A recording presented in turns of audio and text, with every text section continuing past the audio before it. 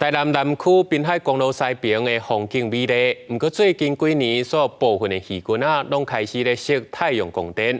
目前阁尚无3间渔电共生工厂当咧施工，在地就团体发起守护红树林行动，希望卖个同意光电开发案。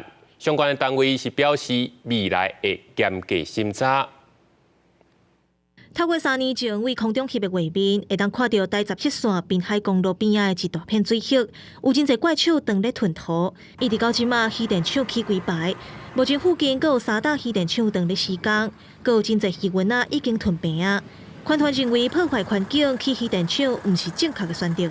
如果你把原来的碳汇都切断了，然后再来做所谓的绿能发电，其实这个好像不太对哈。但是我们看到的是，大面积水域本来有滞洪功能、有防灾功能、有碳汇功能，你应该要养鱼的鱼塭，现在却变成了光电厂，而且是填起来。这个地点我近滨海公路4颗位啊，有红树林，含4公里长的黄金海花，嘛是真侪鸟仔类的生态地。这伫高发电城市当中是真罕的看景地。环团烦恼未来渔电继续增加，会冲击生态，未竟不在。对此，有议员提案建议未来卖个核准渔电案。绿能案件于经发局申请后，涉及农渔业容许的部分农业局将会依相关规定来落实，严格来审查。